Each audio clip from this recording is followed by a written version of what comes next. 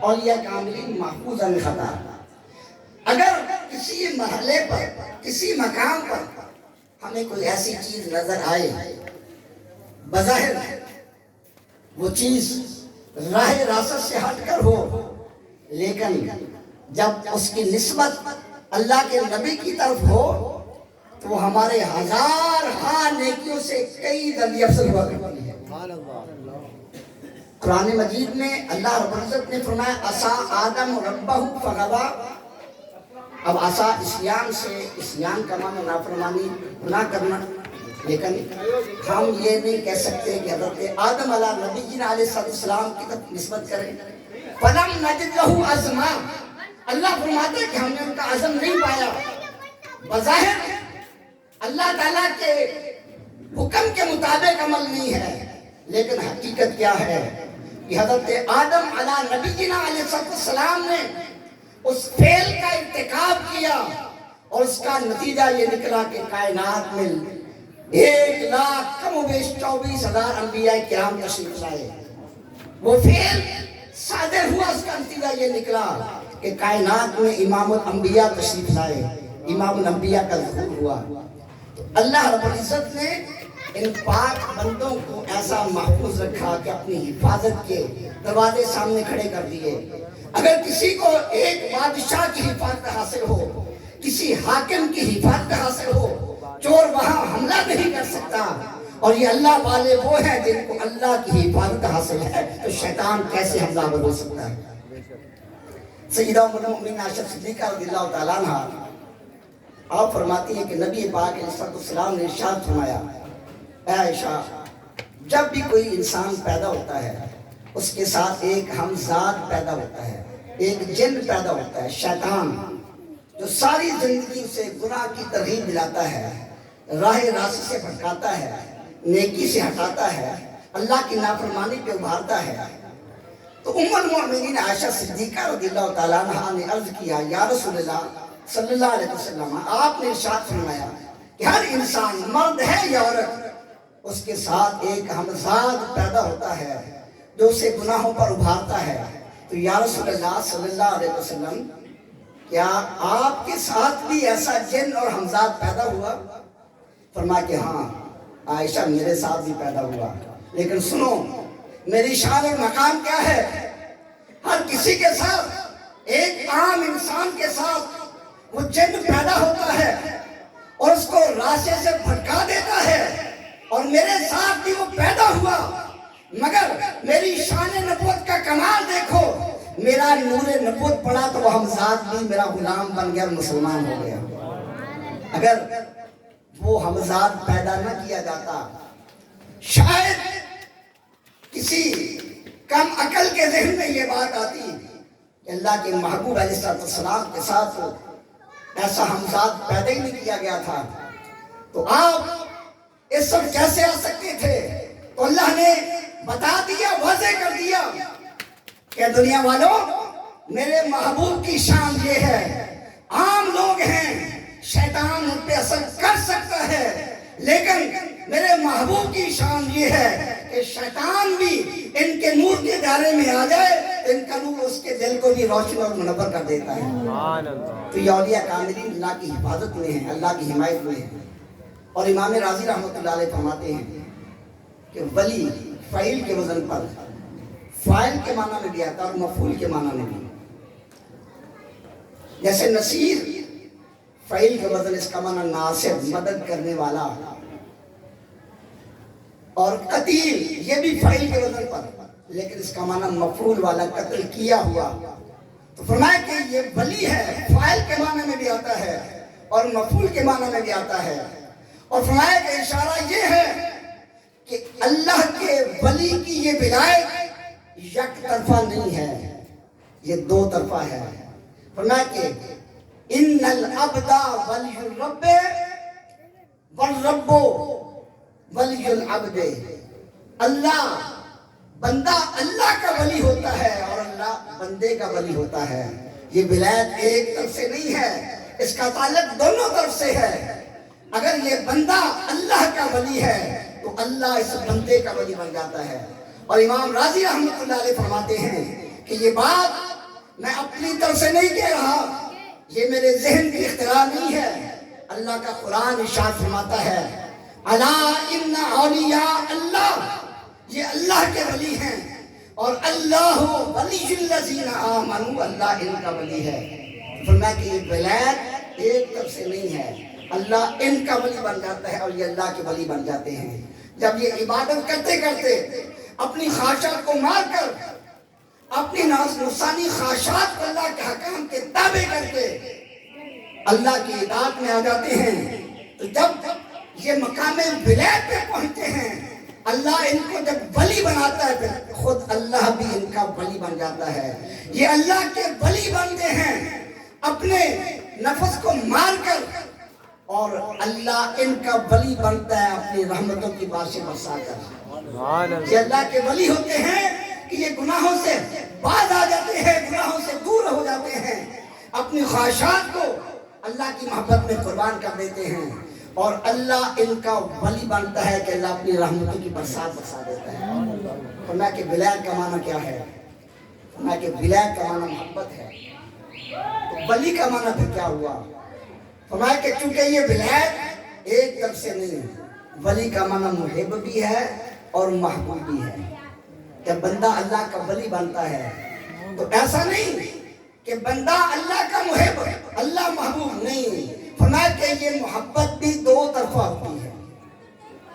یہ دنیا بھی سمجھانے کے لیے ہے، کہتے ہیں کہ دل کو دل سے راہ ہوتی ہے دنیا کے اعتبار سے، اگر ہم کسی سے محبت کریں گے وہ ہم سے محبت کرے گا۔ اللہ تبارک و تعالیٰ کی ذات کریم ہے، ارحم الراحمین ہے، شان کرم کی مالک ہے۔ جب بندہ اللہ سے محبت کرتا ہے پھر اللہ بھی بندے سے محبت کرتا ہے۔ بندہ اللہ کو محبوب بنا لیتا ہے تو اللہ بندے کو اپنا محبوب بنا لیتا ہے۔ بندہ اللہ کا محب بن جاتا ہے اور پھر اللہ بندے کا محب بن جاتا ہے۔ تو امام راضی رحمۃ اللہ علیہ اسی بات کو آگے بڑھاتے ہوئے فرماتے ہیں، جب یہ ولایت اور یہ محبت دو طرفہ ہے، بندہ اللہ سے پیار کرتا ہے، اللہ بندے سے پیار کرتا ہے، فرمایا کہ محبت کے کچھ تقاضے ہوتے ہیں، محبت کے کچھ آداب ہوتے ہیں، محبت کے کچھ طریقے ہوتے ہیں۔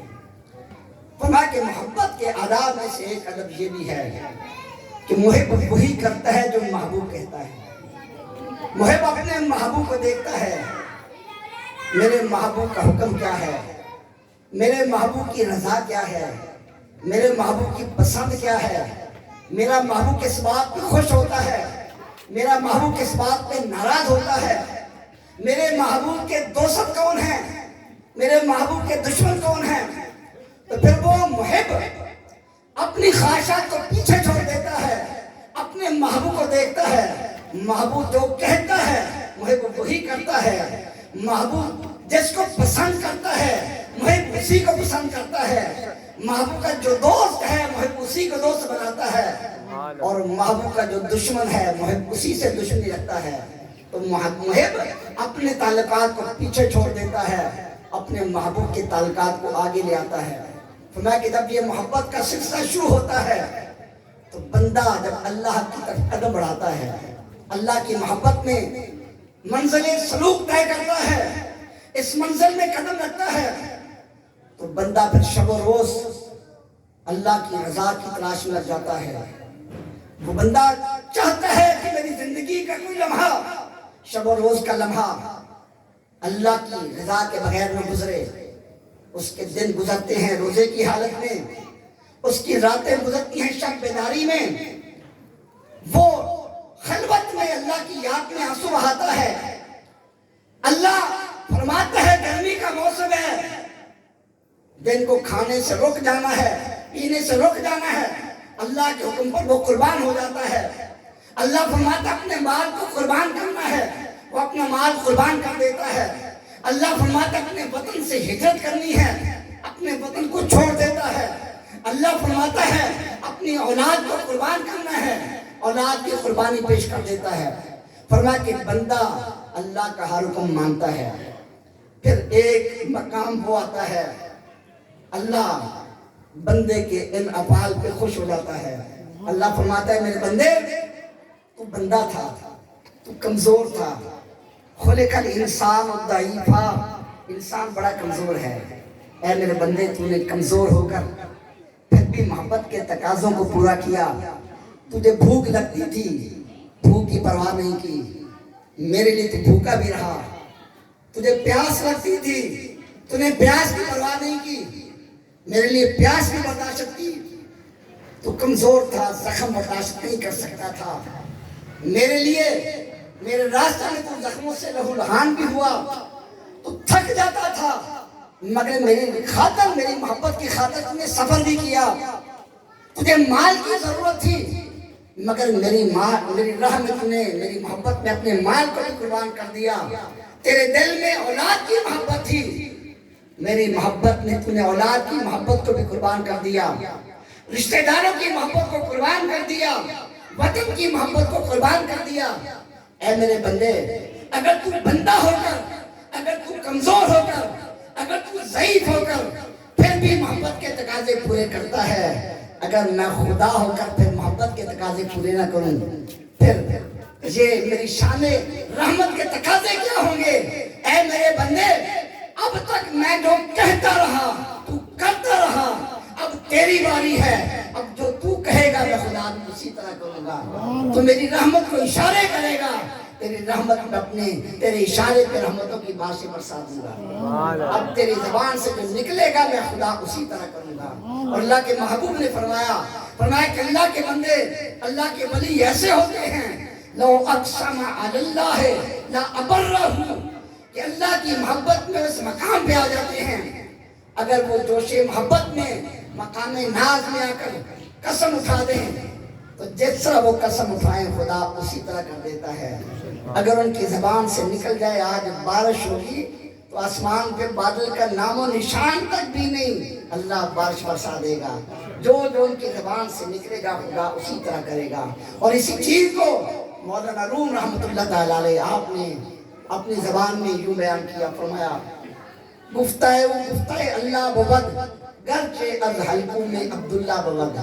فرمایا کہ پھر بندے کی شان یہ ہوتی ہے کہ وہ بندہ بظاہر بندہ بولتا ہے، مگر بندے کا بولنا وہ خدا کا بولنا ہے. گفتہ اللہ بود، حقیقت میں ظاہر میں وہ بندے کا کلام ہے، لیکن حقیقت میں وہ خدا کی طرف سے ہوتا ہے. اگرچہ بندے کے حلق سے نکلتا ہے تو پھر وہ خدائی فرمان بن جاتا ہے، اللہ کائنات اس کے تابع کر دیتا ہے. اور ہمارے شہنشاہ ولایت جن کا آج ہم ذکر کر رہے ہیں، آپ نے فتوح الغیب نامی کتاب لکھی.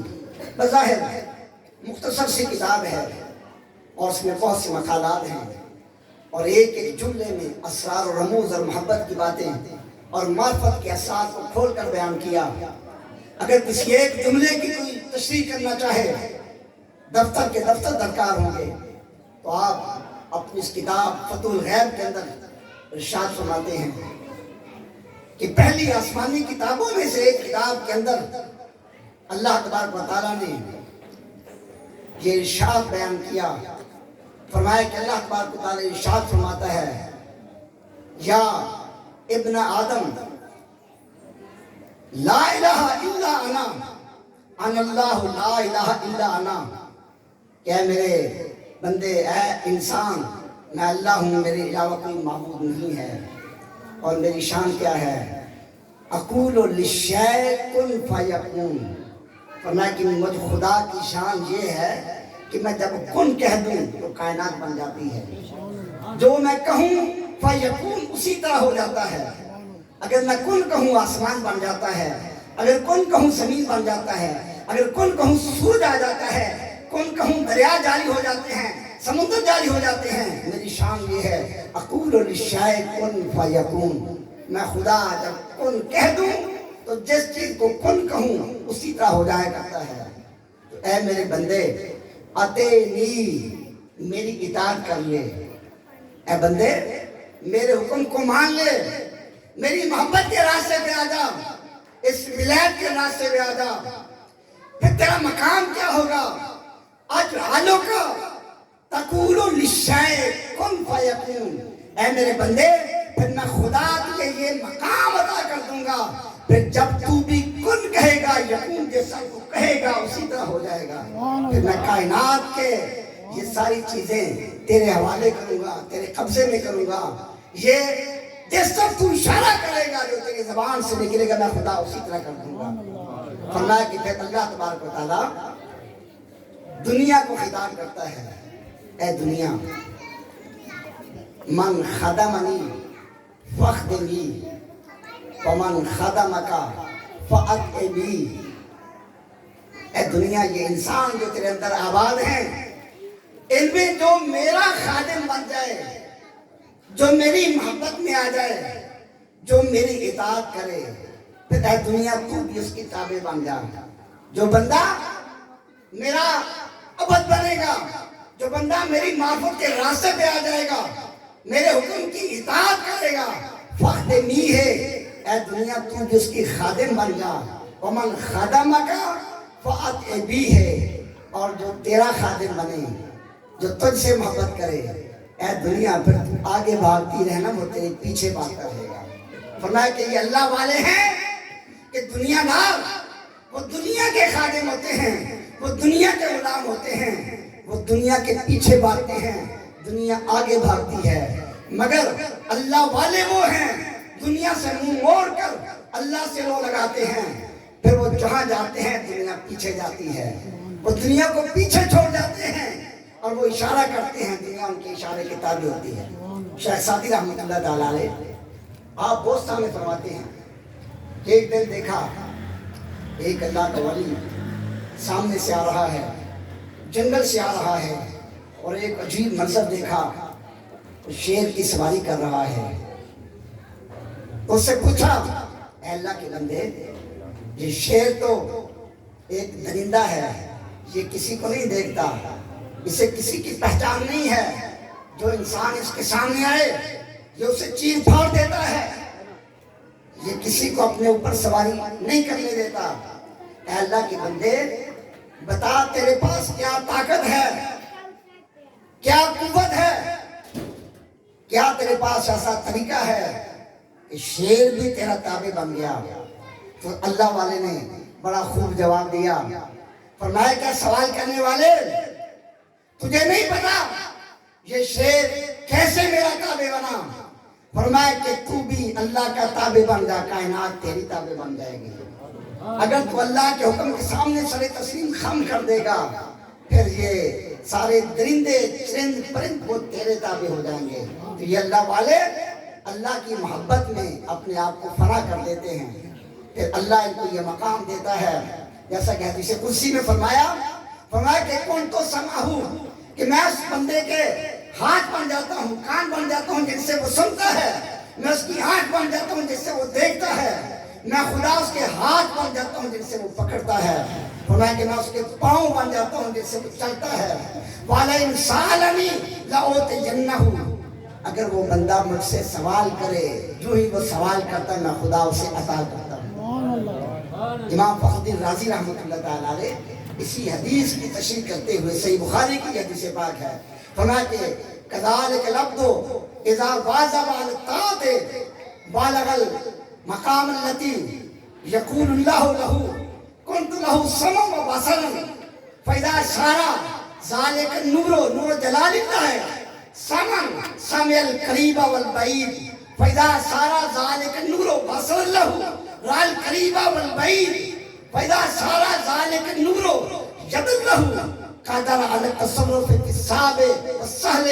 فرمائے کہ جب بندہ اللہ کی محبت میں فنا ہو جاتا ہے, اللہ کا محب بنتا ہے, اللہ اسے اپنا محبوب بنا لیتا ہے, پھر شان یہ ہوتی ہے اللہ فرماتا ہے کہ میں اس بندے کے کان بن جاتا ہوں, پھر وہ جس طرح نزدیک سے سنتا ہے دور سے بھی سنتا ہے, پھر وہ جس طرح قریب سے دیکھتا ہے دور سے بھی دیکھتا ہے, جس طرح قریب سے پکڑتا ہے دور سے بھی پکڑتا ہے, ساری کائنات کو اس کے سامنے کر دیا جاتا ہے. اور حضور غوث اعظم محبوب سبحانی فرماتے ہیں نظر تو الہ بلاد اللہ جمن کا خردلت نارا اتصالی, کہ میں اللہ کے سارے شہروں کو ایسے دیکھ رہا ہوں جیسے رائی کے دانے کو دیکھا جاتا ہے. اللہ نے سارے شہر میرے سامنے کر دیے ہیں. اور یہ اللہ والے جس طرح یہ اللہ سے محبت کرتے ہیں, اللہ ان سے محبت کرتا ہے۔ پھر اللہ کی محبت کا اثر ہے، اللہ کے انوار محبت کا اثر ہے کہ جب بندے ان اولیاء اللہ سے محبت کرتے ہیں تو یہ اولیاء اللہ بھی اپنے ماننے والوں سے محبت کرتے ہیں۔ جیسا یہ مقام محبت میں آ کر جب اللہ کی محبت میں خود کو فنا کرتے ہیں، اللہ ان کو محبوب بناتا ہے، اللہ کی نظر رحمت ہوتی ہے۔ اور جب کوئی بندہ ان سے محبت کرتا ہے، اللہ والوں کا دامن تھامتا ہے، تو یہ بھی اس کو محروم نہیں کرتے۔ تفریح الخاطر کے اندر حضرت سیدی غوث اعظم محبوب سبحانی رضی اللہ تعالیٰ عنہ آپ کے زمانہ اقدس کا یہ واقعہ لکھا۔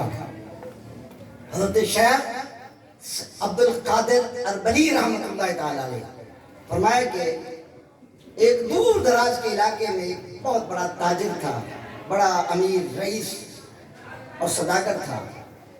اس نے حضرت غوث اعظم محبوب سبحانی رضی اللہ تعالیٰ عنہ کی بڑی کرامات سنی، آپ کی ولایت کا بڑا شہرہ سنا، آپ کے زہد و تقوی اور آپ کی شان ولایت کا تذکرہ سنا۔ اس کے دل میں محبت پیدا ہوئی، اور چاہے دور بھی ہوں، امام راضی فرماتے ہیں کہ پھر وہ دور سے بھی دیکھتا ہے، قریب سے بھی دیکھتا ہے۔ مسافتوں سے ہٹا دی جاتی ہیں، غیب کے پردے دور کر دیے جاتے ہیں۔ اب وہ دور دراز کے علاقے میں غوث اعظم سے محبت کر رہا ہے تو غوث اعظم اس کو فراموش نہیں فرماتے۔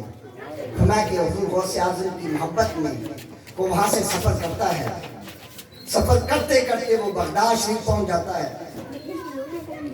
اور غوث اعظم محبوب سبحانی رضی اللہ عنہ کی خانقاہ میں پہنچا ہے، آپ کی زیارت کرتا ہے، آپ کا دیدار کرتا ہے۔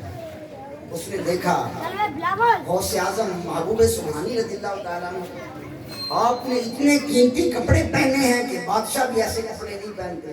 غوث اعظم محبوب سبحانی کی یہ شان تھی کہ آپ بڑا شاہانہ لباس پہنتے، اور ایسا آپ کا لباس ہوتا کہ وقت کے بادشاہ کے پاس بھی وہ لباس نہیں ہوتا تھا۔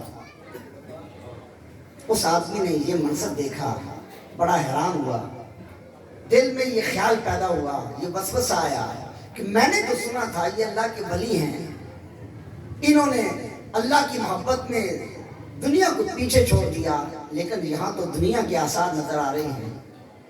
وہ آگے گیا، آپ کی خانقاہ کو دیکھا، قریب استبل تھا غوث اعظم کا، دیکھا وہاں 40 گھوڑے، بڑی اعلیٰ نایاب نسل کے گھوڑے ہیں، اور ان گھوڑوں کے گردنوں میں جو زنجیریں باندھی ہیں سونے چاندی کی زنجیریں ہیں۔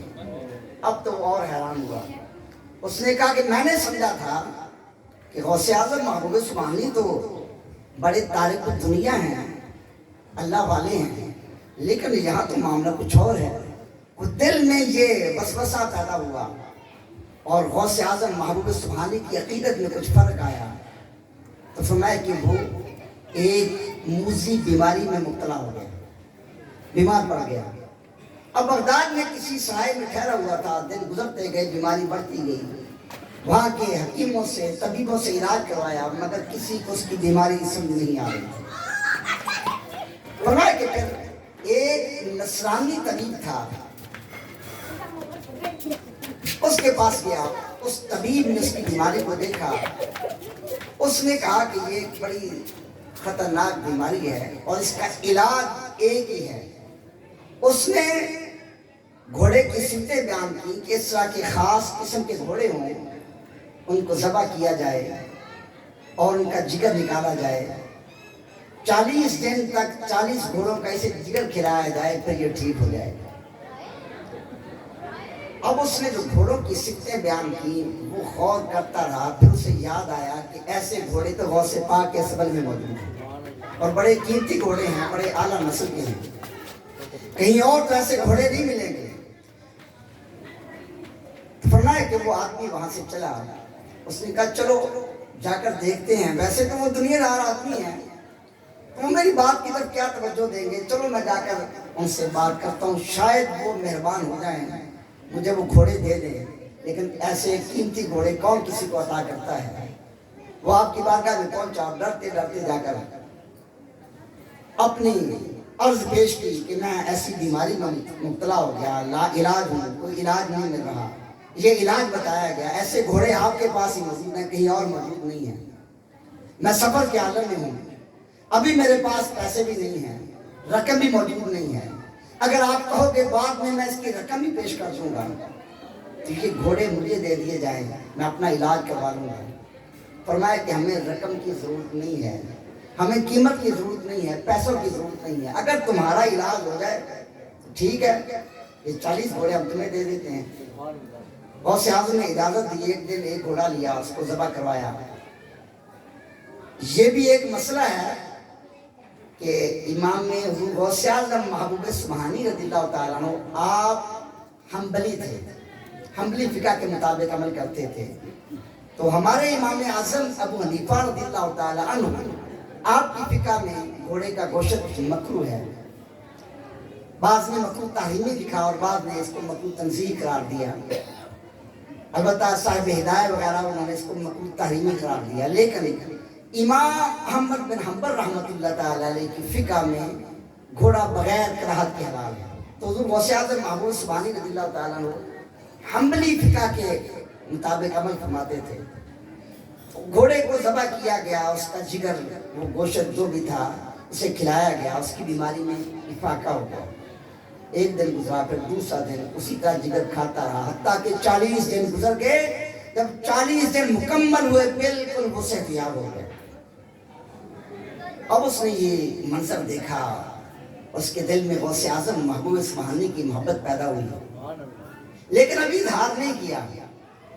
جا کر حضور غوث اعظم محبوب سبحانی رضی اللہ تعالیٰ عنہ کی بارگاہ میں عرض کیا کہ حضور بات یہ ہے کہ میں مسافر تھا, میرے پاس علاج کے لیے کوئی سامان نہیں تھا. آپ نے اتنی مہربانی کی, اتنے قیمتی گھوڑے مجھے عطا کر دیے. کوئی اور ہوتا انکار کر دیتا, لیکن آپ نے میری عرض کو قبول کیا. اب میں اس سفر کے عالم میں آپ کا شکریہ ہی ادا کر سکتا ہوں. فرمایا کہ تمہیں شکریہ ادا کرنے کی ضرورت نہیں, تم نہیں جانتے اللہ رب العزت نے ہمیں کیا شان عطا کی ہے. فرمایا تو اپنے گھر میں موجود تھا, تو نے میرا ذکر سنا, تیرے دل میں میری محبت پیدا ہوئی. اللہ تبارک و تعالیٰ نے فوراً یہ سارے حالات میرے سامنے کر دیے. اللہ کی طرف سے مجھے یہ بتا دیا گیا, کھول دیا گیا, مجھ پہ یہ منکشف ہو گیا کہ تو وہاں سے میری محبت میں چلے گا, میری بارگاہ میں پہنچے گا اور یہ منظر دیکھے گا. تیرے دل میں وسوسہ پیدا ہوگا, نتیجے میں تو بیمار ہوگا. تیری بیماری کا علاج ان گھوڑوں کے جگر میں ہے. فرمایا کہ حاضل افراس اشتریتها لک, اے بندے تو سمجھتا تھا کہ میں دنیا دار ہوں, میں نے یہ مال دنیا کی محبت میں رکھا ہے. فرمایا کہ نہیں, یہ سارے گھوڑے میں نے تیرے علاج کے لیے خرید کر رکھے تھے. فرمایا کہ ہمیں دنیا سے کیا, یہ دنیا دیکھ رہا ہے, یہ سونا چاندی دیکھ رہا ہے, یہ درہم دینار دیکھ رہا ہے, یہ میرے لیے نہیں, یہ میرے غلاموں کے لیے ہے. جسے بھی ضرورت پڑتی ہے میرے خزانے حاضر ہیں. غوث اعظم نے جب یہ بات کی وہ قدموں میں گر پڑا, حضور مجھے معاف کر دیں, آپ کی غلامی کے ارادہ لے کر آیا تھا اپنا غلام بنا لیں. حضور گھوڑے ذبح کر دیے. گھوڑے کے گلے میں زنجیریں تھی, سونے چاندی کی تھی. اب ان کا کیا کیا جائے. فرمایا کہ یہ بتا تجھے کس حکیم اور طبیب نے میری بارگاہ کی طرف بھیجا تھا. حضور فلاں عیسائی تھا, نصرانی تھا, اس نے کہا تھا کہ تیرا علاج ان گھوڑوں میں ہے. فرمایا کہ جاؤ حکیم کو علاج کے بعد کوئی تحفہ بھی پیش کرتے ہیں, جاؤ جا کر یہ سارا سونا چاندی اس حکیم کو جا کر دے دو. اس طبیب کے مشورے سے تیرا علاج ہوا. جب وہ آدمی گیا اس نصرانی کے پاس جا کر, طبیب کے پاس جا کر سارا واقعہ بیان کیا اور سونے چاندی کے ڈھیر لگا دیے, تو اس طبیب نے بھی فوراً کلمہ پڑھا اور غوث اعظم کا غلام بن گیا.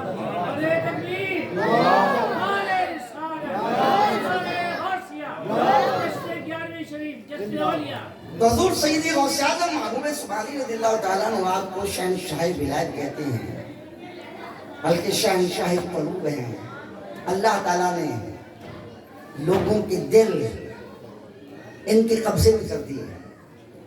بہجت الاسرار یہ حضرت غوث اعظم رضی اللہ تعالیٰ عنہ کی سیرت میں ایک معتبر ترین کتاب ہے. حضور امام اہل سنت فاضل بریلوی رحمۃ اللہ علیہ, آپ نے اپنے اشعار میں جن کا ذکر کیا اس کتاب کا, اور اپنی کتاب فتاوی رضویہ میں بھی جا بجا اس کے حوالے دیے.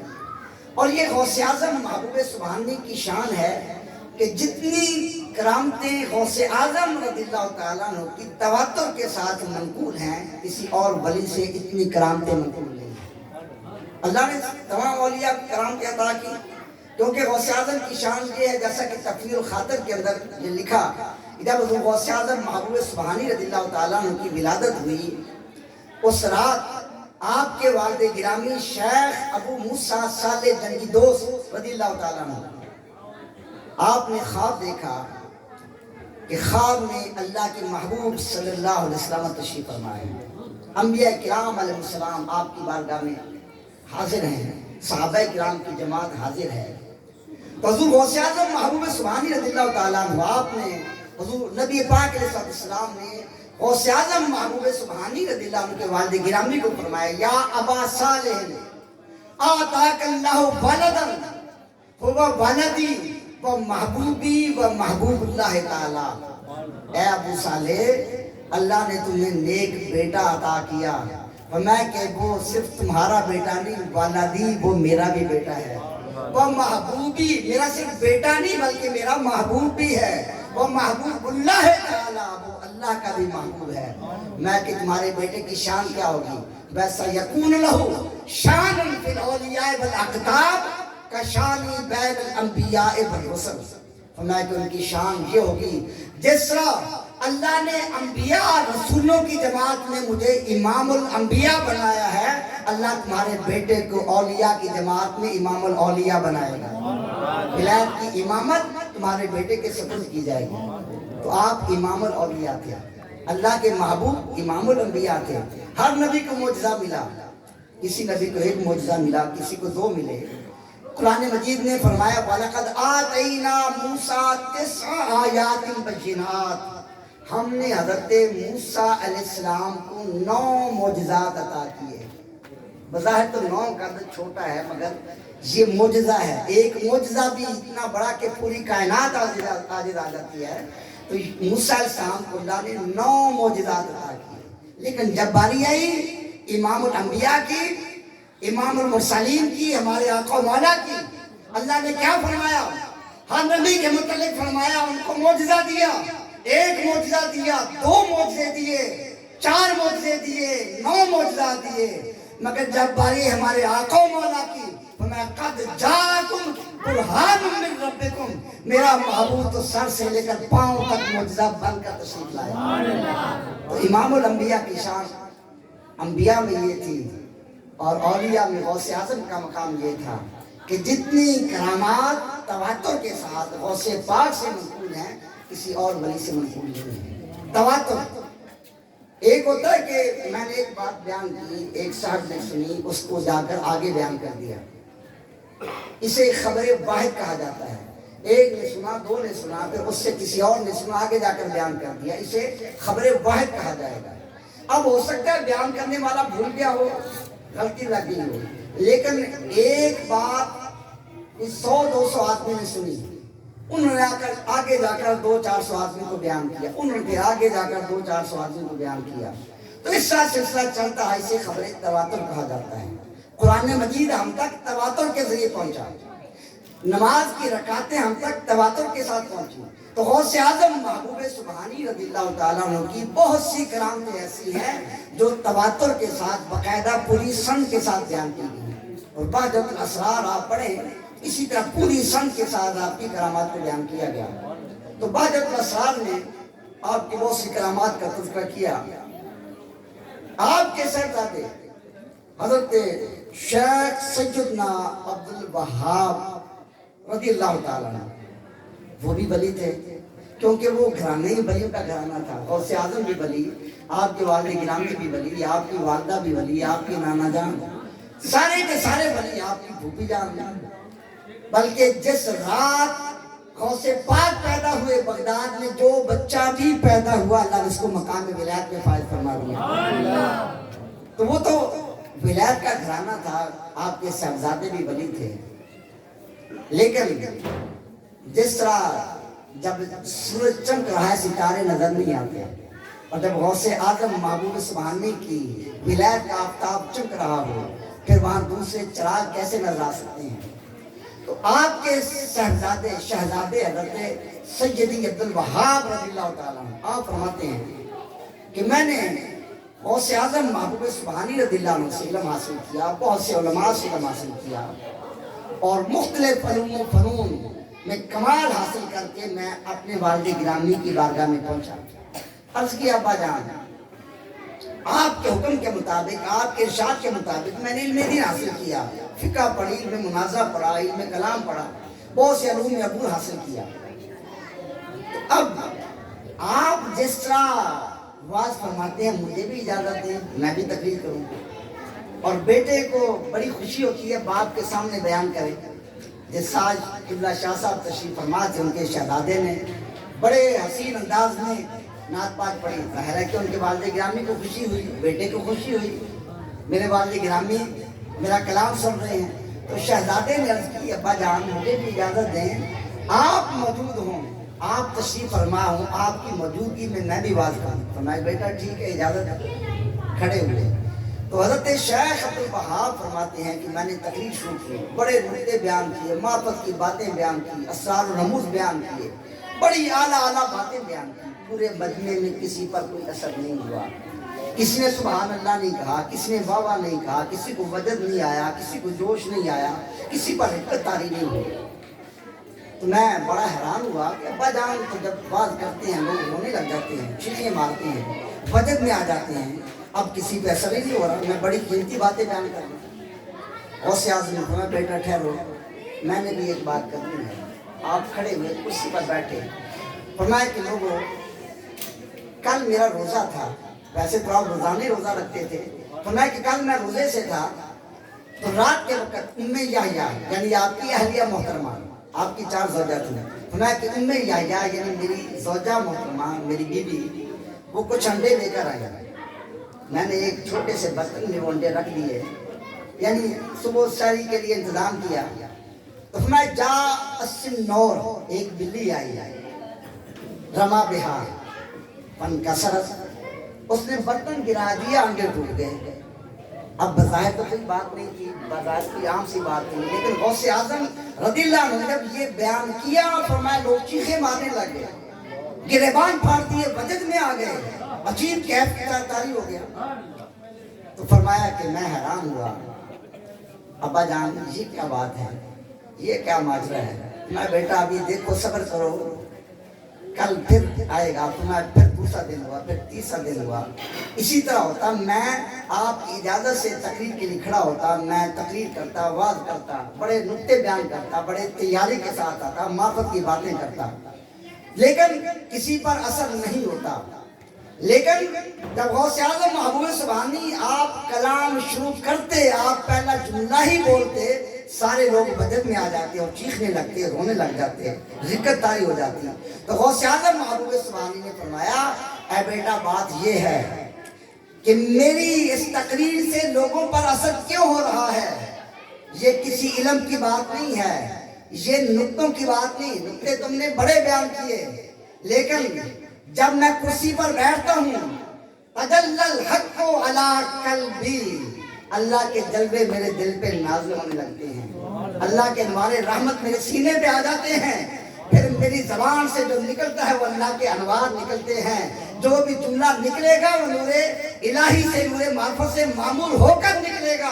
یہ نور خدا کا ہے، یہ نور خدا کی کرامت ہے، نور خدا کا اعجاز ہے کہ میرے ایک ایک جملے پہ لوگ اس طرح وجد میں آ جاتے ہیں۔ میں کیا بیٹا تو بھی گفتگو کرتا ہے، انت تتکلم فی نفسک وانا اتکلم فی غیری، اے میرے بیٹے تو بات کرتا ہے، تو اپنے علم کو سامنے رکھتا ہے، اپنے نکتوں کو سامنے رکھتا ہے، اپنے اسرار کو، اپنی حکمت کو، فلسفے کو، اپنے علم کلام کو سامنے لاتا ہے، لیکن جب میں بات کرتا ہوں اپنی ذات کو پیچھے چھوڑ دیتا ہوں، پھر میں نہیں بولتا، پھر وہیں سے آتا ہے، جو کچھ بھی ہے یہ اللہ کی طرف سے آتا ہے۔ تو یہ غوث اعظم محبوب سبحانی ہے، فرمایا کہ لوگوں کے دلوں کو ہمارے قبضے میں کر دیا گیا ہے۔ اسی عبادت اسرار میں ہے کہ آپ تشریف لا رہے ہیں۔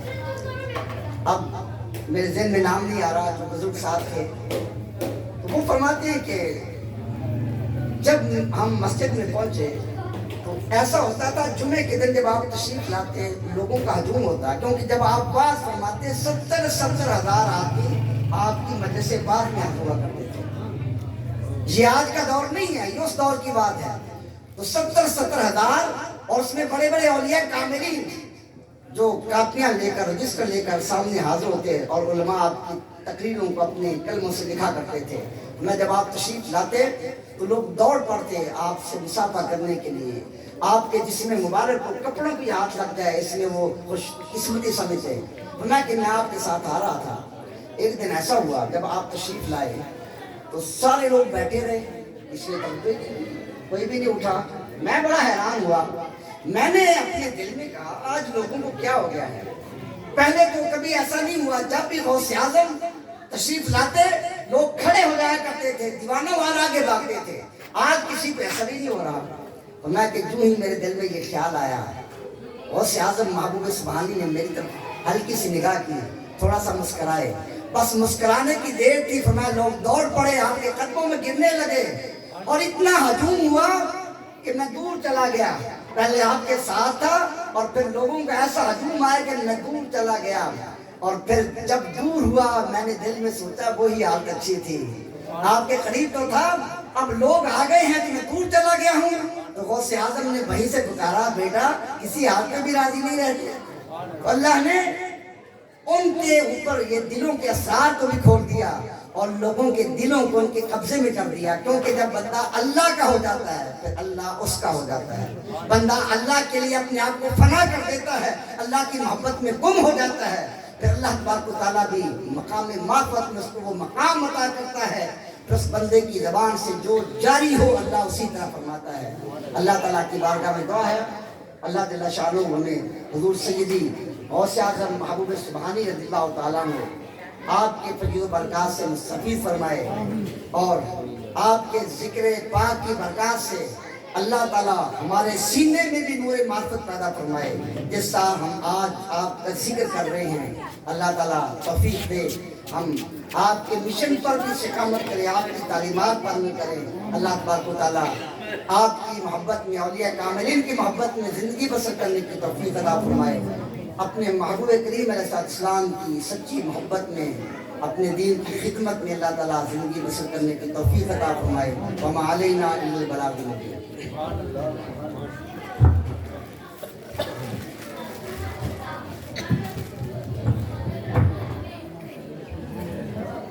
اللہ۔